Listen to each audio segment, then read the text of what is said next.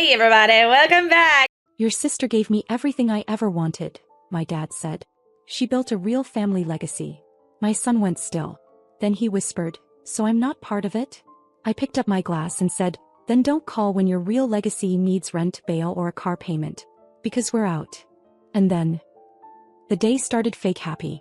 Fake smiles, fake hugs, fake toast. My parents were celebrating 30 years of marriage, which is impressive if you ignore the part where they spent at least 20 of those years resenting each other and blaming me or my sister for everything they didn't get out of life. The event was held at this over-the-top banquet hall my sister insisted on. Big chandeliers, ice sculpture, rented string quartet. None of which she paid for. Of course. That was me. I paid for all of it. As my parents asked. And they knew I'd say yes. Not for them, I don't owe them anything. But for Ethan. My son. My husband's son. He's 8 now. Sweet, quiet, and painfully observant. And the only reason I still try to keep the illusion of family together. My husband died 3 years ago. Car accident. No time for goodbyes. Ethan was 5 and he still remembers the way the police officer knocked on the door.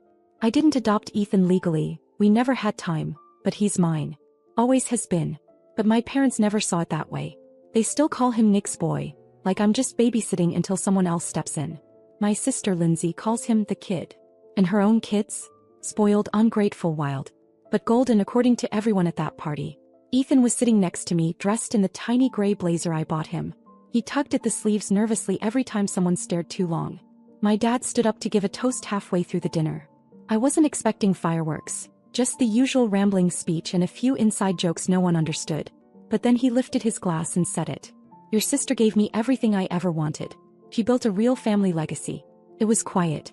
For a second I thought maybe I'd misheard. Then Lindsay beamed and everyone clapped. Ethan froze. He didn't look at me, didn't blink.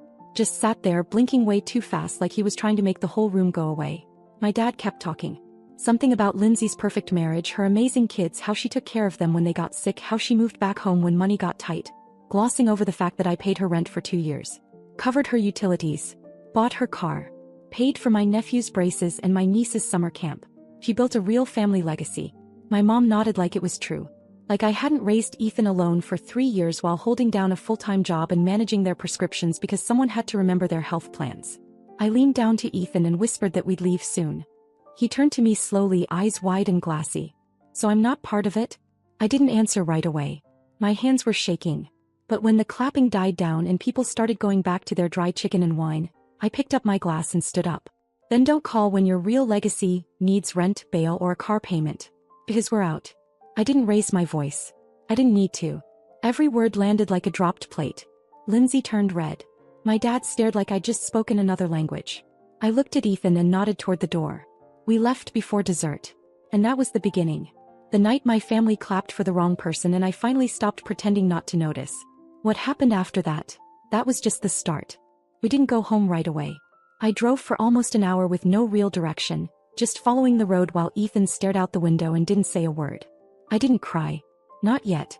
I kept replaying my dad's toast over and over like a bad voicemail I couldn't delete. Your sister gave me everything I ever wanted. She built a real family legacy. Leggy. Funny word for someone who has never paid for her own health insurance.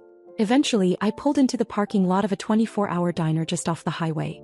It was mostly empty except for a trucker and an older couple sharing pancakes. Ethan looked exhausted, but I knew we needed space. And waffles. He ordered the strawberry kind and barely touched them. I kept trying to figure out how to say what I needed to say without making it worse. But he got there first. Is it because I'm not really yours? I didn't answer right away. Not because I didn't know the truth, but because I didn't think he needed to hear it from me like that. But he looked up and I could tell. Someone had already told him. Maybe not in those exact words, but they'd hinted. Enough for an 8-year-old to piece it together. I told him the truth. That he was mine always. That blood doesn't decide who shows up in the middle of the night with a thermometer and a trash can when you're throwing up. That blood doesn't sit through every parent-teacher conference and hold your hand during dentist appointments. That blood didn't stay when things got ugly. He just nodded. Didn't cry. That's what broke me. 2 days after the party I got a call from my mom. She started with, "You embarrassed us in front of everyone." Didn't ask about Ethan. Didn't mention the fact that my father basically erased him in front of 100 people. He said I was dramatic. Said I hurt Lindsay's feelings. Then she asked for money. I don't even think she realized what she was doing. Just slipped it into the conversation like a reflex. Something about Lindsay's mortgage being behind, and how I wouldn't want my niece and nephew to suffer, right? I didn't yell. I didn't argue. I just said no. First time in my life I said no to them without guilt.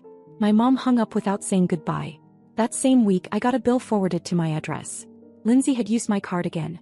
I'd forgotten to remove it from one of her saved accounts. A private school lunch app for her kids. $26. Not much.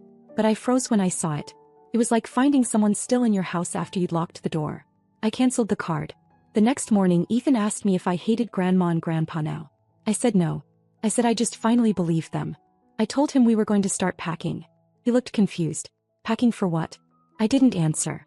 Not yet. Because honestly I didn't know either. But I knew this. We were done building someone else's legacy. We were about to start our own. And it wasn't going to have their name on it. I started packing that weekend. Quietly. Just the essentials. I didn't tell anyone, not even Ethan, that I had already contacted a realtor in another city. I didn't know exactly where we'd end up, just that it had to be far enough that no one could drop by or send their kids over just until Friday. The last thing I packed that day was a photo of Nick holding Ethan at the beach. Ethan was maybe 2. Sand all over his face. It's the only photo that's never been moved in the house. It stayed right above my desk. A reminder. I told Ethan we were going to visit a friend of mine in another state next weekend just for a few days. I figured I'd use that trip to scout a new place, see how he handled the change, maybe even test out a new school. He was excited, which made me both happy and sick inside. 3 days later the phone rang. It was the house line, the one no one really uses except my parents because they refused to memorize my cell. I let it ring, but Ethan picked it up from the living room without realizing. I heard his little voice say hello, then pause. I was just about to tell him to hand it over when I heard him say, "Oh, okay, I'll get her." But he didn't come get me. He just stood there holding the phone away from his face, listening. I was halfway down the hall when I stopped. Because I heard my mother's voice coming through the receiver. Loud enough to catch every word. "Just tell her we're sorry, but Lindsay's family is really struggling. We thought she'd help. We didn't mean anything by what your grandfather said. Honestly, it's not like you're really her responsibility." Then a pause. And something else. Quieter. "You'll understand when you're older. You're not like her real family." I don't think she knew he was still on the line. Ethan hung up. I didn't say anything at first. Just walked over, knelt down and took the phone from him. He didn't cry. He didn't even blink. He just looked at me and asked one thing. "Can we go tomorrow?" I told him yes. I didn't sleep that night. I booked a moving truck for the following week. Found an apartment in another city. Smaller, older, but clean and ours. I used the savings I'd planned for a family vacation. Funny. Still was a vacation in a way. Just one we wouldn't be coming back from. The next morning Lindsay showed up at my door. I almost didn't answer, but Ethan was in the living room and I didn't want her talking through the door where he could hear. So I opened it. She smiled like nothing happened. Said she had a favor to ask. Said her husband might be going to jail. Something about taxes or unpaid business loans. Said she needed a place to stay just for a few weeks. Said her kids were scared. I looked at her and just said, "Your legacy can stay somewhere else." I shut the door. Then I went back to Ethan, handed him a roll of tape and said, "Guess what? We're moving." He looked at me for a second, then smiled. That was the first real smile I'd seen on him in weeks. And I hadn't even told him the best part yet. Because the apartment I found, it came with a surprise. A piano. An old upright in the corner of the living room. The exact thing Ethan had been asking for on every birthday since he turned 6. We left on a Wednesday morning. I told Ethan we were going on an adventure. He wore his blue hoodie and carried the backpack he packed himself. 3 books, a stuffed fox and a flashlight just in case. The moving truck pulled out ahead of us and we followed in my car with the windows down. I didn't even leave a note. We got to the new place by late afternoon. It wasn't big, 2 bedrooms, thin walls, peeling paint in one corner of the kitchen, but it felt like breathing after holding it in for 3 years. Ethan ran straight to the piano the second we walked in. It was dusty and out of tune, but he touched the keys like he was waking something up. I'd never seen him that quiet and that alive at the same time. That first night we ate frozen pizza on the floor. No furniture yet. Just boxes and blankets. He fell asleep in his sleeping bag with a book on his chest. I sat next to him for a long time just listening to nothing. No phones ringing. No one asking for favors. Then it started. The texts. The missed calls. My mom, then Lindsay, then my dad. All in the same tone. Confused outrage. "Where are you? What is this about? You can't just leave." But I could. And I did. A week after we left, I got a voicemail from Lindsay. I didn't listen to the whole thing. Just enough to hear her crying. Something about losing the house.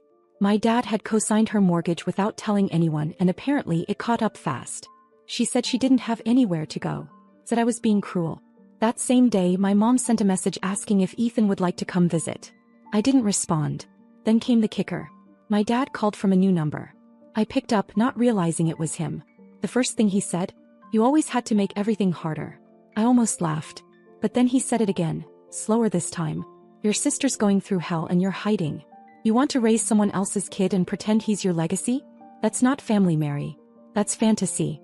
Ethan was sitting at the piano again, pressing random keys like a code he was trying to crack. I watched him for a second before answering.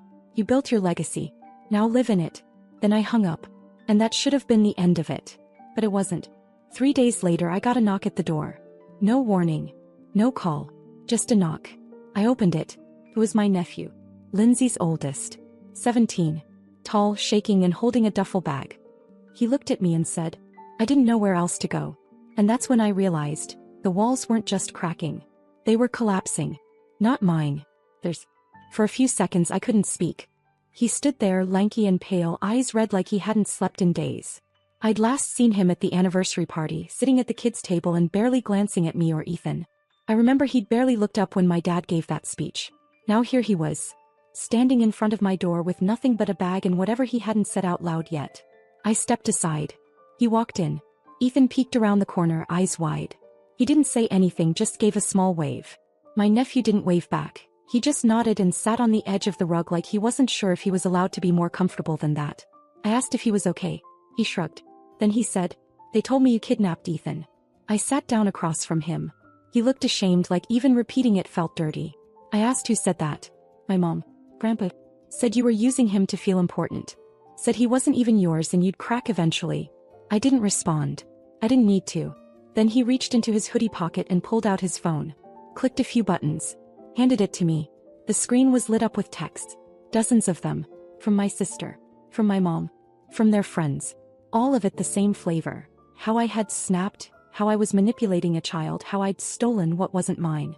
Even a line from my dad. "She's always been jealous of Lindsay. Let her play house. She'll fail eventually." I gave him the phone back. He looked at me and said, "But I don't think you failed." Then he broke. Just like that. No warning. Hands over his face, shoulders shaking. He told me they were behind on everything.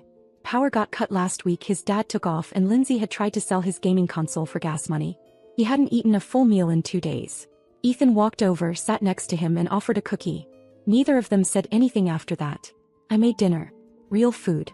Nothing frozen. I didn't ask how long he'd stay. I just set up a blanket on the couch and left the door open in case he needed to talk again. That night, after they'd both gone to bed, I sat at the kitchen table and stared at the list I'd made the week we moved in. A list of people I would no longer allow to use me. Every name still made sense. But now there was something else. I wasn't building a legacy like they wanted. Not with forced family portraits and party speeches and generational guilt. But something was happening here. Started with me and Ethan. And now there were 2 boys sleeping under my roof. Only one of them was technically mine. But both of them were safe. And that's when I realized I wasn't done yet. Because the collapse had only just begun. And the next knock at the door wasn't going to be a surprise. I didn't expect her to show up herself. It was a week later. Cold morning, sky the color of steel. I was making pancakes while the boys were still asleep. Ethan had started calling my nephew Gio, short for Giovanni, even though his name was just plain Joe, and it somehow stuck. He didn't correct it. He even signed his school form that way. The 3 of us had started to form a rhythm. A weird, makeshift rhythm, but it worked. I found a local therapist for both of them. Signed Gio up at the high school. He didn't argue. I think part of him wanted structure. The other part just wanted a door that locked. And then she came. I heard the car before I saw her. Same SUV I'd helped her make payments on 2 years ago. She parked crooked in the visitor spot and stormed up the walkway like she was walking into a courtroom. I opened the door before she knocked. Lindsay looked thinner, but not in a healthy way. Hair messy, bags under her eyes. I didn't say a word. She didn't wait for an invite. She walked in, looked around like she was cataloging everything I owned and said, "You really think you're better than me now?" I closed the door, leaned against it and said nothing. She paced once across the living room, eyes landing on the folded blanket on the couch, the piano, the 2 pairs of kid-sized sneakers by the door. "You have my son."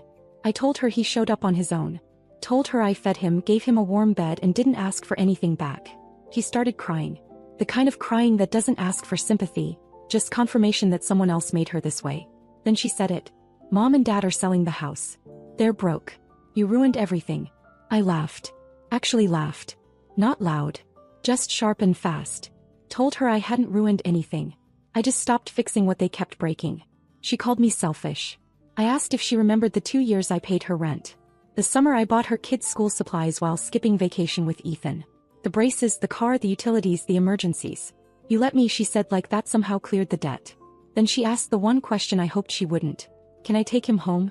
I didn't answer. Instead, I called Gio from the hallway. He came out, hoodie on, eyes half closed. Looked from me to his mom, then back to me. She stepped forward. He didn't. He said, I'm staying here. Just like that. She stared at him. Not angry. Just stunned. Like she'd finally run out of explanations and tears and spin. She left without saying another word. A week later we were gone. I found a better place in the next city. One with real schools, decent jobs, and neighbors who didn't ask about the last name on your mailbox. I packed the boys in the car, drove until the old town felt like a memory someone else told me about. I changed my number. Blocked every contact that wasn't forward.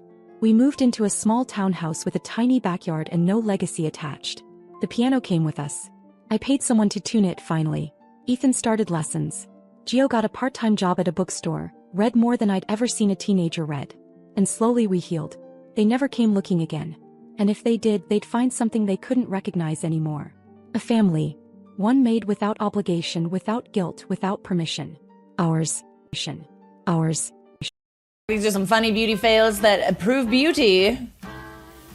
Prune.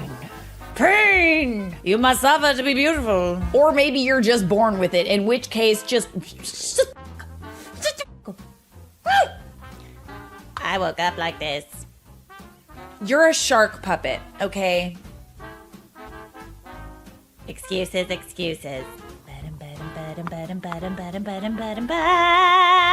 You're ugly. I got me a BBL off Amazon, and you know, just for giggies, like just for gigs or whatever. It's looking like an egg. It's very much vacuum packed and sealed, so we're gonna open her up.